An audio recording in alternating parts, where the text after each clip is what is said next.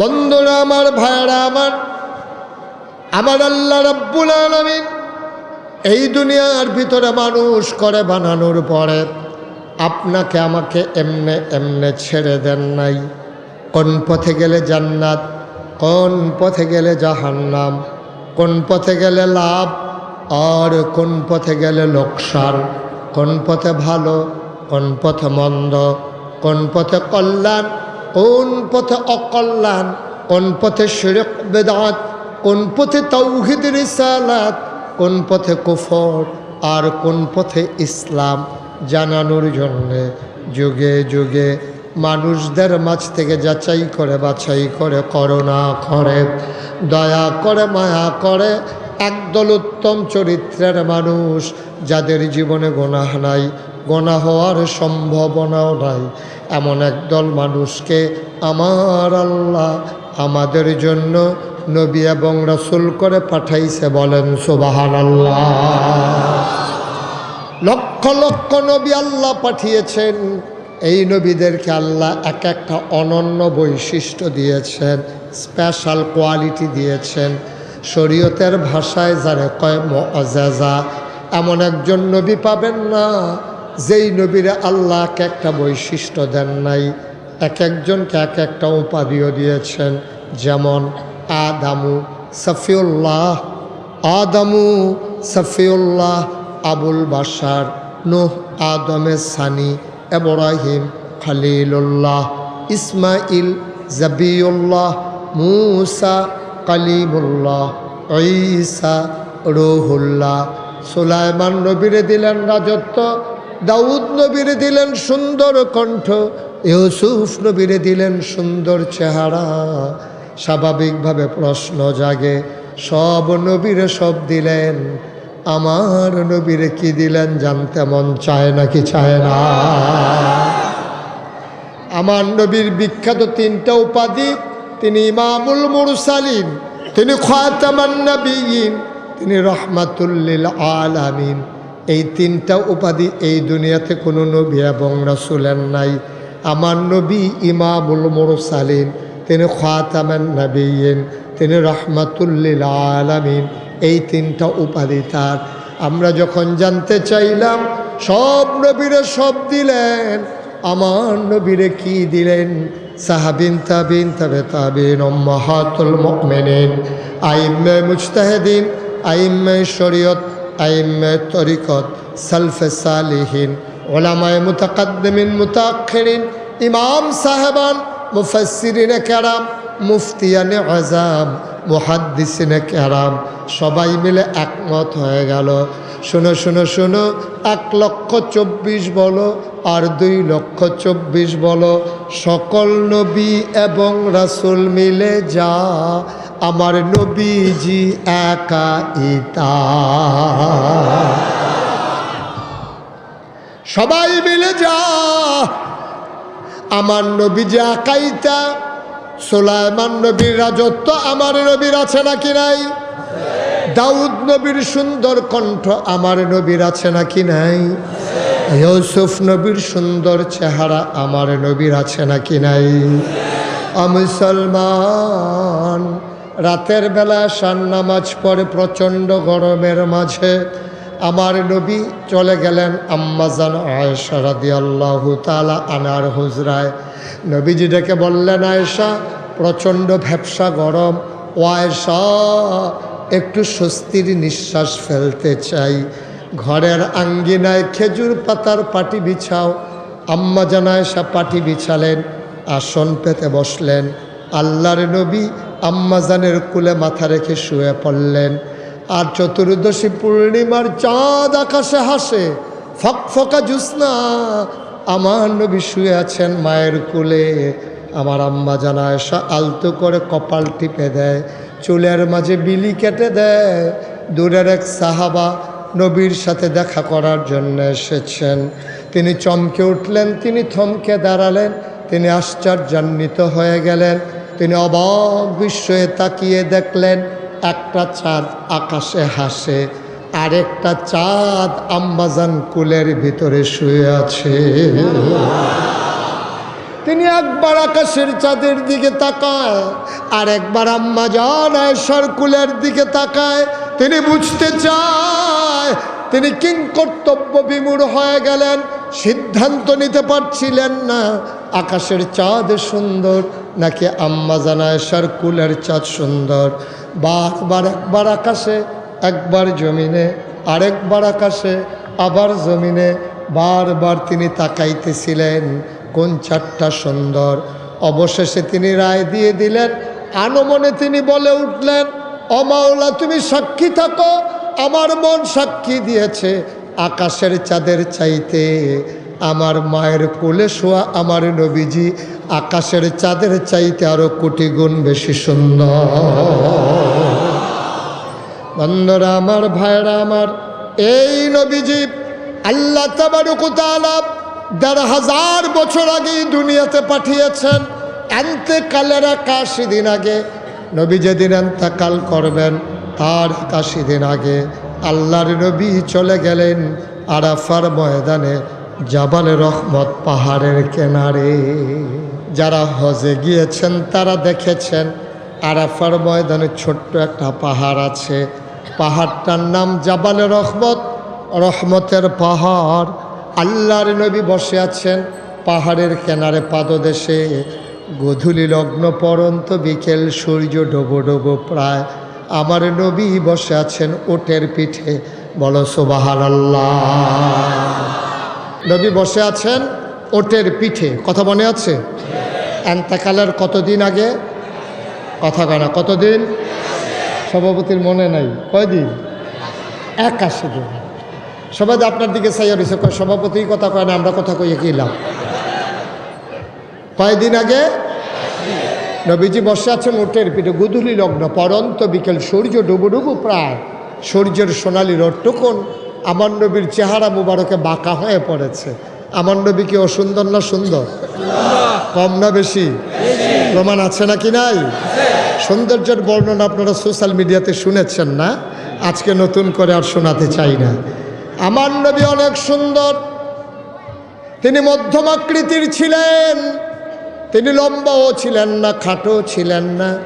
তার চুলগুলো ছিল ঘাড় পর্যন্ত প্রলম্বিত, হালকা হালকা কোঁকড়ানো। তিনি চুলের ভিতরে তৈল দিয়ে যখন আছড়াতেন, সাহাবারা অবাক বিস্ময়ে তাকিয়ে দেখতেন। মনে হতো চুলের মাঝে যেন মৃদুমন্দ ঢেউ দেখা যায়। নবীর কপালটা ছিল চওড়া, ভ্রুগুলো ছিল তার জড়া ভ্রু, চোখের পাতাগুলো ছিল গোলাপের পাপড়ির মতো। তিনি কখনো বা যখন চোখের পলক ফেলতেন, চোখের পাতাটা যখন দুলে উঠত, মনে হইতো মৃদুমন্দ বাতাসে গোলাপি রঙের এক একটা গোলাপ পাপড়ি যেন দোল খাইতেছে। আমার নবীর চোখের দুইটা অংশ, একটা কালো একটা সাদা। সাদা অংশ ছিল রক্তিম আবু সাদা, কালো অংশ ছিল নবীর কৃষ্ণ কালো। নবীর নাকটা ছিল খাড়া, ছিদ্রগুলো ছিল ছোট ছোট, ঠোঁটগুলো ছিল নবীর গোলাপি রঙের। ঠোঁটের উপরে ছিল চোখেন সুরগোফ। তিনি কখনো বা যখন মুচকি হাসতেন, ঠোঁট দুইটা যখন একটু ফাঁক হতো, অবাক বিস্ময়ে মানুষ তাকাইয়া দেখত, মনে হইতো গোটা পৃথিবীতে যেন বিজলি চমকাইছে। 1 মাস পরে সাহাবা কয়, বাবা গ্রিন রোড দিয়ে আমার নবী কি হেঁটে গেছেন নাকি? 1 মাস পরে ওই গ্রিন রোডে, কলা বাগানের পাশের রোডে মানুষজন জানতে চায় এই রুট দিয়ে আমার নবী হেঁটে গেছেন নাকি? কয় তুমি কেমন করে বুঝলা? 1 মাস আগে আমার নবী হেঁটে গেছেন। সাহাবা চোখের পানি ছেড়ে দিয়ে কয়, 1 মাস আগে আমার নবী রাস্তা দিয়ে হেঁটে গেছেন, আর আজকে আমি সাহাবা 1 মাস পরও রাস্তার মাঝে যেন নবীর গায়ের জান্নাতি গন্ধ পায়। নবী ভর দুপুরে ঘামতে ঘামতে যখন মায়েদের ঘরে যেতেন, কপালে মুক্তার দানার মতো ঘাম জমে যেত। মায়েরা বলতেন, গুস্তাকি মাফ কর দিজিয়ে, বেয়াদবি মাফ করবেন ইয়া রাসূলুল্লাহ, আপনি একটু চুপটি করে বসেন। আমার নবী বসতেন, মায়েরা ঘরের কোণা থেকে ছোট্ট শিশি বের করে আনতেন, সযত্নে কপালের ঘামগুলো তারা শিশির ভিতরে ভরে রাখতেন, মুখ বন্ধ করে লুকিয়ে রাখতেন।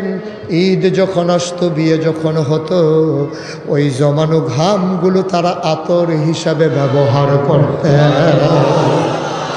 এই নবী বসে আছেন উটের পিঠে ইন্তেকালের কতদিন আগে? কথা কয় না, কতদিন আগে? 81 দিন আগে আমার নবী বসে আছেন উটের পিঠে, গুদুলি লগ্ন, ওই কপালের ভিতরে মুক্তার দানার মতো ঘাম জমে আছে, মনে হয় যেন সোনার মাঝে সোহাগা, সৌন্দর্য যেন কয়েক গুণ বাড়িয়ে দিল। সাহাবারা ছিল ওই মাঠে ওই দিন 1,25,000। সুবহানাল্লাহ। পুরা মাঠের ভিতরে 1,25,000 সাহাবা। কাছের সাহাবা যারা তারা দেখলেন আস্তে করে নবীকে নিয়ে ওটটা দাঁড়ানো, ওটটা বসে পড়েছে। নবীর চোখগুলো বড় বড় হয়ে গেছে, গাল হয়ে গেল লাল। সবাই অবাক বিস্ময়ে তাকিয়ে রইল। পরন্ত বিকেলে প্রচণ্ড গরম নাই, নবী ঘেমে গেলেন কেন? চোখ বড় বড় হয়ে গেল কেন? গাল কেন হয়ে গেল লাল? সাহাবারা অবাক বিস্ময়ে তাকিয়েছেন। এবার আল্লাহর নবী মুচকি হাসলেন। ওয়াহির মর্যাদা তোমরা বুঝো নাই। ওয়াহি যখন নাজিল হয়, ওয়াহির তো লোড সইতে পারে না, ওট ওয়াহির তো পাওয়ার, এত ওজন। দাঁড়ানো উঠটা বসে বলল, কোরআনে আল্লাহ কয়, লাউ আনজালনা হাযাল কুরআন আলা জাবাল জাবালিল লারাআইতাহু খাশিআম মুতাসাদ্দিআম মিন খাশিয়াতিল্লাহ। ওয়াহির এমন পাওয়ার, ওয়াহির এমন ওজন, পাহাড় পর্যন্ত তার ওজন সইতে পারে না। ওরটা যখন বসে পড়ল, আল্লাহ নবী দাঁড়ালেন, মুচকি হাসলেন। মাঠের ভিতরে লোকের সংখ্যা কত? উনি কইতাছে সবার যেই মত ওনারও হেই মত। কই তুই বলা কত?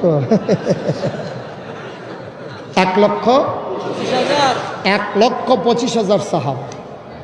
কোনো সাউন্ড সিস্টেম ছিল না, কোনো সাউন্ড বক্স ছিল না, কোনো সাউন্ড সিস্টেম নাই, বানানো গল্প না, মুখরোচক ইতিহাস না। আমার নবী একটা ডাক দিলেন, সাহাবারা পরে কয়, সামনের মানুষটা নবীর ডাকটা যেমনে শুনেছি, ওই 1,25,000 সাহাবার একেবারে পিছনের মানুষটাও একরকম তারা শুনেছে। স্পেশাল কোয়ালিটি, এটা নবীর মুআজিজা। সুবহানাল্লাহ বলবেন না? 1,25,000 সাহাবা সবাই একরকম শুনলেন। নবী ডাক দিয়া বললেন, শোনো শোনো শোনো, এইমাত্র একটা আয়াত নাজিল হয়েছে, তোমরা কি আয়াতটা শুনতে চাও? সাহাবারা কই, ইয়া রাসূলুল্লাহ, আপনি যদি দয়া করে শোনান। আবার আল্লাহর নবী বললেন, শোনো, আল ইয়াউমা আকমালতু লাকুম দীনাকুম ওয়া আতমামতু আলাইকুম নি'মাতি ওয়া রাদিতু লাকুমুল ইসলাম দীনা। সুবহানাল্লাহ কয় না?